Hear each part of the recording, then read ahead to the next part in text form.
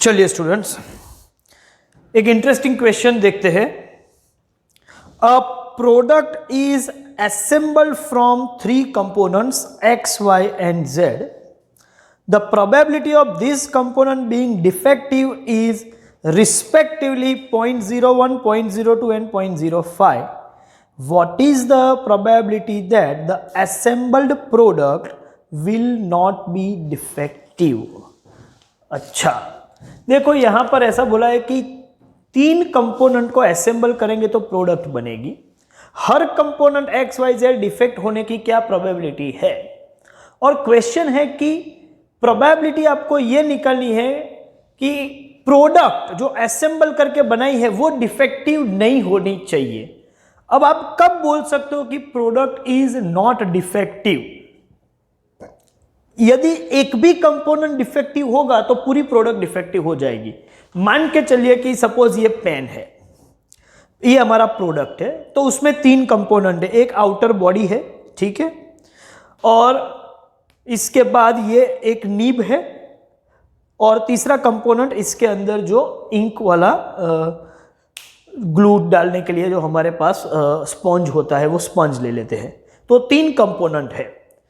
अब ये product defective कब मानी जाएगी? तीन में से एक भी डिफेक्टिव होगा तो प्रोडक्ट डिफेक्टिव हो गई। और नॉन डिफेक्टिव कब बोलेंगे कि तीनों में से एक भी कंपोनेंट डिफेक्टिव नहीं है तो entire pen is not defective. तो वही चीज आपको यहां पर अप्लाई करनी है। मतलब थ्री कंपोनेंट्स जो एक्स वाई जेड है वो डिफेक्टिव होने की प्रोबेबिलिटी हमारे पास है। एक काम करते हैं, मैं उसी को इवेंट बना देता हूं। Let event A component X is defective. फिर हम बनाते हैं event B component y is defective, और event C component z is defective. चलिए, what is P of A? P of A है कंपोनेंट X डिफेक्टिव और उसकी प्रोबेबिलिटी 0.01 है। P ऑफ B वो 0.02 है, and P of C is 0.05। Requirement: probability that assembled product is not defective। इसका यह मतलब हुआ कि इवेंट ए भी नहीं होनी चाहिए, मतलब कंपोनेंट एक्स भी नॉन डिफेक्टिव होना चाहिए, वाई और जेड तीनों नॉन डिफेक्टिव होने चाहिए। मतलब event A dash and B dash and C dash. अब मैं आपको बता दूं कि इवेंट क्या ये तीनों इवेंट इंडिपेंडेंट है? Event A B C are independent, then automatically मान के चलो there complementary events are also independent. इसका यह मतलब हुआ कि ए बी सी इंडिपेंडेंट है तो A dash B dash C dash भी एक दूसरे से इंडिपेंडेंट ही होगी, क्योंकि इंडिपेंडेंट होने का डेफिनेशन ही यही कि अकरेंस और non occurrence have no influence over occurrence और नॉन अकरेंस ऑफ अदर। इसका यह मतलब हुआ कि एक का होना या ना होना, मतलब ए और ए डैश दोनों किसी दूसरी इवेंट बी और बी डैश पर इंपैक्ट नहीं करते या सी और सी डैश पर इंपैक्ट नहीं करते। तो इसका यही मतलब है कि ए बी सी इंडिपेंडेंट होगा तो नॉन अकरेंस भी इंडिपेंडेंट होगा, मतलब A dash B dash C dash भी इंडिपेंडेंट। और इंडिपेंडेंट में इंटरसेक्शन हो तो आप क्या करोगे सर? मल्टीप्लाई कर देंगे। So probability of A dash into probability of B dash into probability of C dash. तो ए डैश बी डैश और सी डैश की जो प्रोबेबिलिटी है उसको मल्टीप्लाई करो। कितनी है? तो हम यहां से लिख सकते हैं P ऑफ A 0.01 है तो P ऑफ A डैश हो जाएगा 0.99, P ऑफ B डैश हो जाएगा 0.98 and P of C dash हो जाएगा 0.95। अब हमें ये तीनों का मल्टीप्लिकेशन करना है। 0.99 इंटू 0.98 इंटू 0.95। चलिए आप वेरीफाई कर लीजिए कैलकुलेटर पर, मैं भी आंसर लिख रहा हूं वेरीफाई करके। ये आ रहा है 0.92169, तो हम 2 डेसिमल तक लिखेंगे तो ये आंसर होगा 0.92। तो प्रोडक्ट नॉन डिफेक्टिव होने के लिए सभी कंपोनेंट को नॉन डिफेक्टिव बना दो और ये प्रोडक्ट ऑटोमेटिकली फिर इन सभी का इंटरसेक्शन करेंगे, मतलब एक्स भी नॉन डिफेक्टिव होना चाहिए, y भी नॉन डिफेक्टिव होना चाहिए, z भी नॉन डिफेक्टिव होना चाहिए, a dash and b dash and c dash हो रहा है, एंड मतलब इंटरसेक्शन और इंडिपेंडेंट इवेंट होने की वजह से इंटरसेक्शन मतलब मल्टीप्लिकेशन, और ये काम हमने किया है। इसी के बेस पर नेक्स्ट क्वेश्चन जो है वो आपको होमवर्क में करना है। सिर्फ मैं क्वेश्चन को का हिंट आपको दूंगा, डिस्कस करेंगे, लेकिन वो सभी के लिए होमवर्क है। क्या है क्वेश्चन, देखते हैं। An article consists of 2 parts A and B. Manufacturing process of each part is such that probability of defect in A is 0.08 and that in B is 0.05. What is the probability that assembled product will not have any defect? इसी के जैसा है। यहाँ 3 component है, यहाँ 2 ही component है। आप मान के चलो कि पार्ट ए इज डिफेक्टिव, उसको मैं इवेंट ए बना दूं तो P ऑफ ए तो आपको दिया हुआ है और वो कितना है 0.08, और पार्ट बी इज डिफेक्टिव को मैं इवेंट बी बना दूं तो वो दिया हुआ है 0.05। मैं क्या करूंगा, पहले इवेंट डिफाइन कर दूंगा।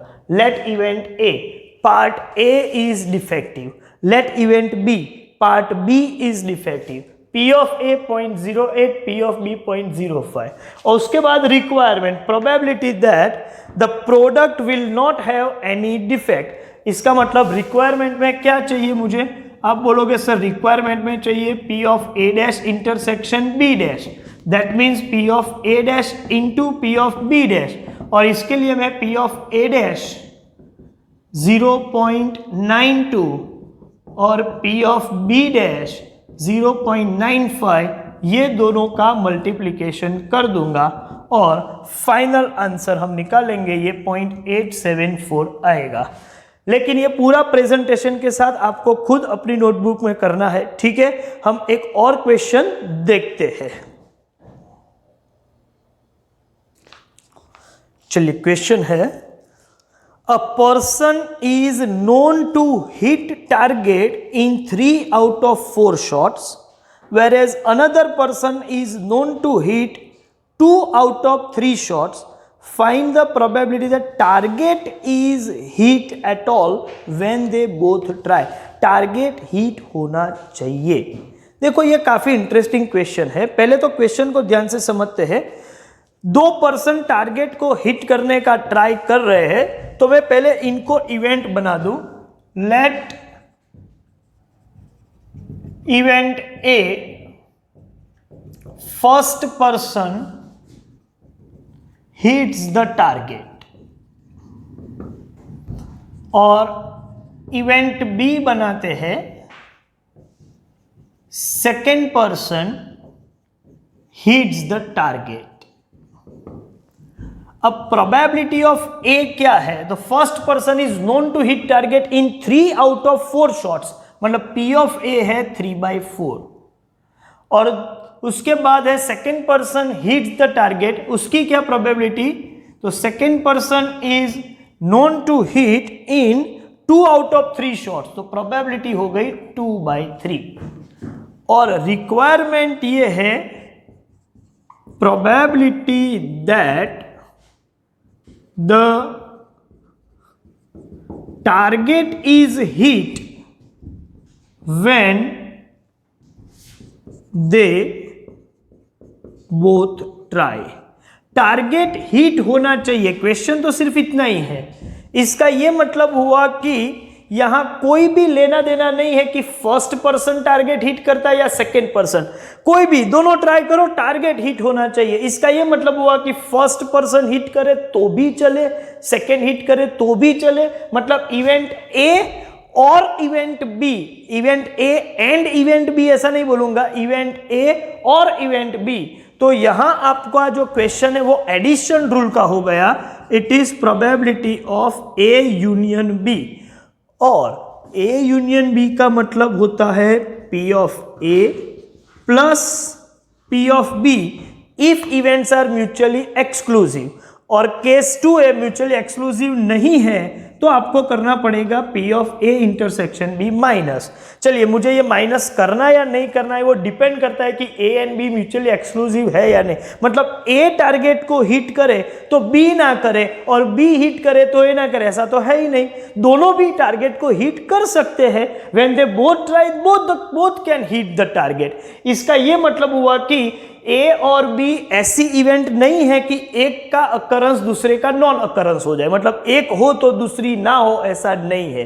Both the events can occur simultaneously, that means they are not mutually exclusive. ये म्यूचुअली एक्सक्लूसिव नहीं है, बिल्कुल म्यूचुअली एक्सक्लूसिव नहीं है, ऐसा नहीं है। They are not mutually exclusive, और नॉट म्यूचुअली एक्सक्लूसिव तो आपको माइनस करना पड़ेगा P of A intersection B. लेकिन सर, हमारे पास पी ऑफ ए क्या है वो मालूम है, पी ऑफ बी क्या है वो भी मालूम है, लेकिन P of A intersection B तो पता ही नहीं है। वो क्वेश्चन में दिया ही नहीं है जो अब तक पहले देते थे। मैं आपको बताऊं, देने की यहां जरूरत इसलिए नहीं है क्योंकि ये इवेंट इंडिपेंडेंट भी है। ए हिट करे या ना करे उससे बी के हिटिंग और नॉन हिटिंग का कोई इंपैक्ट नहीं है, और ये इवेंट इंडिपेंडेंट होने की वजह से P of A intersection B होगा P of A into P of B, मतलब 3/4 इंटू 2/3, दैट मीन्स 1/2। ये 3 कैंसल, 2 2 4। तो ये देंगे नहीं, ये हम खुद निकालेंगे।